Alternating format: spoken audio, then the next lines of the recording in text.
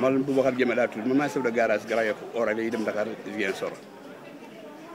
maanaam li nga xam ne problème bi fi am mooy maanaam ñun dañoo gis ne pendant 2 mois tey 2 mois ñu ngi négocier affaire problème Orale Casamance yi mais mënuñu fexe ba am benn accord ak ñoom lu ñu bëggal mooy xool nañu encore problème bi dafa nekk loo xam ne appartement moo am parce que mënuñoo bàyyi di Orale yi dem Touba bàyyi Orale yi dem Kaolack bàyyi Orale yi dem ay Fouta ñu téye Orale yi dem Casamance ñun mënuñoo fexe ba liggéey pendant presque 5 jours chaque jour ñu indil ñu ay policiers ay militaires ci Grand Yoff mais ni ñun ay étranger la ñu quoi ñun lu ñu bëgg a xam mooy lan su fekkee na ANCAR ak état mu ñuy dégg mu ñuy seetaan lii nañ ko saafara une fois tous wala soit li am ñu am mënuñoo am jàmm fii ñun étranger sax ñoo ñu gën a ñoo fi gën a am ñoo ñu gën a valable fii sax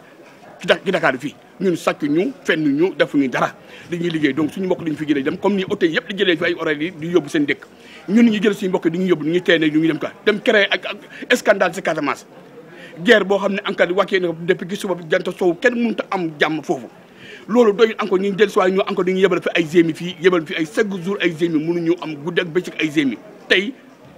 dugg ci biir oto bi di rocci caabi oto yi dugg ci biir nangu pièce jàmbur di dóor ay jigéen jàpp mais jigéen di dóor ñu ne dañ leen ko yónni loolu ndigal la ñun ndigal boo dañu bëgg a xam ne fekkee ñun dañoo bokk ci réew mi wasalaam ñu régler problème ko bu dee bokkuñ ci réew mi nag ñun am nañ fu ñu koy jooyee ji ko am nañu ñu jégee suñu bagage yi fii delluwaat fu ñuy def carrément comme ñoom dañuy jàpp nga carrément bokkul ak Sénégal man maa wax loolu Boubacar Diémé laa tudd lii buñ ko réglé laa la wax buñ ko réglé kenn ku nekkul gol booti xam loolu wax loolu mooy si wax ji population baa ngi ni gis nga mbooloo mu bëri ay gémi ñoo taxaw di xeex ay nit ñi sànnante ay grenade mel nii comme leneen te fekkee du dara affaire problème garage donc quoi te defuñu ko garage xaw ma nag je ne sais pas Touba Orale Touba ñu ngi daw defuñu ko Orale Kaolack ñu ngi daw defuñu Orale Fouta ñu ngi daw Orale Casamance lañ ne dañ du dem léegi lu tax du dem ñi dañoo bëgg a xam lan la ñuy def Sénégal loo xam ne encore chaque problème bu amee fii rek si Casamance lañ koy teg loolu la ñu bëgg a xam Boubacar Diémé laa tudd loolu laa am pour wax.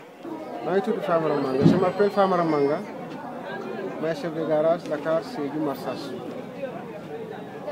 créé depuis 1989 horaire boobu la créé lu tax horaire boobu ñu créé ko mooy passage yi nga xam ne temps boobu dañu doon dugg oto fii ku bëgg a dem Marsassoum wala am banlieue bi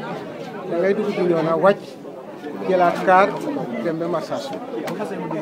loolu moo taxoon ñu créé horaire boobu horaire bi nga xam ne moo facilité transport bi nga xam ne passagers yi ñu ngi koy jànkonteel parce que souffrance boobu on l'a vécu presque 20 ans boo jógee fii bala nga egg sa dëkk mën nga def 2 jours 3 jours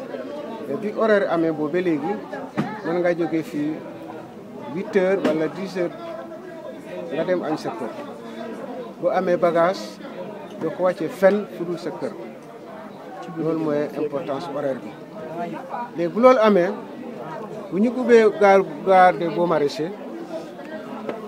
je dis que oto yi war nañ dem foofu exception horaire parce que quand ils ont ouvert la gare routière de Baux Maraîchers le 11 août ils n'ont pas impliqué les horaires kon on pensait que les horaires ne sont pas impliqués bon bu mu yàgg après balaa tabaski ñu woo suñu responsable parce que temps boobu dañu defoon benn collectif bi nga xam ne moo war a gérer horaire yi parce que kuréel bu nekk dafa war a am jiit ñu constitué benn collectif bi nga xam ne dajale horaire yi yëpp tuddee ko union nationale des horaires du Sénégal jox ko benn responsable bi nga xam ne ñu ngi koy tudd Karamba Goudiaby mooy yore affaire bi à la surprise mooy lan su fekkente ne tey dañoo bëgg ñun ñu dem gare routière nga xam ne on n'était pas impliqué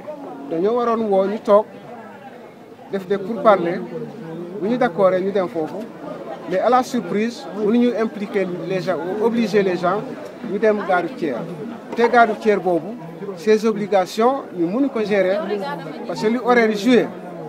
fii dans la banlieue horaire boobu non garage boobu mënu ko joué parce que tey su ma amee problème sama dëkk bi nga xam ne foofu laa dëkk mën naa yónni su ma demul mën naa yónni te gare routière boobu mënuñu ko def te encore boo amee bagage bi nga xam ne mën nga ko yóbbu sa dëkk horaire bi moo ko mën a yóbbu mais boo demee boo marché mënoo ko parce que tu n'as pas un interlocuteur mi nga xam ne moom nga mën a liggéey ak moom bon moo taxoon horaire bi am mais su fekkente ne loolu am na ñu tombé d'accord comme loolu léegi am na horaire yi mën na liggéey seen liggéey ba ñu trouver terrain d'entente ils nous ont même demandé que su fekkee mën leen dem ci gare routière de Bon Maraîcher mën ngeen créer ay horaire ay garage privé yi nga xam ne garage de Bon Maraîcher mën na ko autoriser ci loolu la ñu nekk kon pour parler boobu la ñu nekk tout de aujourd'hui sax nous avons été reçus par le directeur du CETUS bi nga xam ne moo yore garage bi mais il nous a confirmé que horaire yi mën nañu nekk à condition que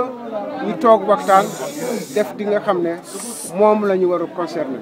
ngeen wax ñu def projet de proposition bi nga xam ne horaire yi mën nañ ko liggéey su ngeen di soumettre ay proposition nga xam ne seen liggéey li ngeen bëgg a liggéey li ngeen bëgg a def ngeen soumettre ñu ko ñu étudier ko ñu ne ko balaa loolu am parce que balaa pour parler am il faut sécurité am d'abord parce que nous vivons depuis une semaine chaque jour la police vient camper dans nos horaires on peut pas travailler avant mais aujourd'hui ce qui est pur mooy li ñuy def li police def que tey tootu loolu kenn mësu fa gis waaw ils ont même depuis à 8 heures ils ont pris des gens nga xam ne ñu doon jaay billet di leen embarquer di yóbbu à destination inconnue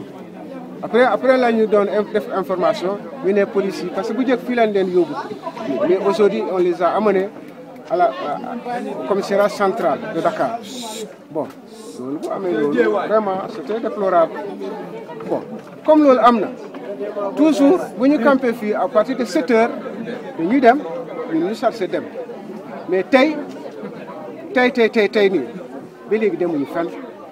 à la surprise suñu horaire bi nga xam ne moo nekk fii ñu ñëw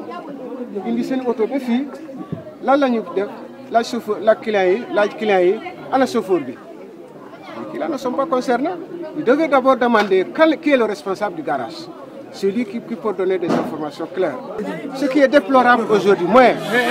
la police, dafa ñëw dugg ci biir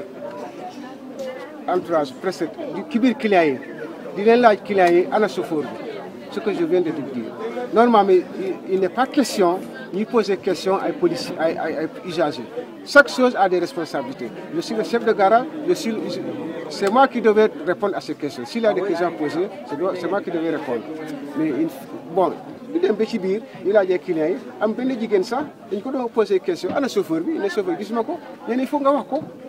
di koy tenir fii di ko menacer façon bu ne di jàpp ay message sax di ko dóor ba ñu dugal ko ci biir ki oto bi presque dañ ko sumi ñu ko dóor ko ba gaañ ko kooku vraiment kooku ñu déplorons ce acte là waaw jigéen ñi dañ ko xamuñu fu ñu ko def fu ñu ko yóbbu ba léegi xamuñu ko fu ñu ko yóbbu waaw c'est des questions vraiment ñu déplorons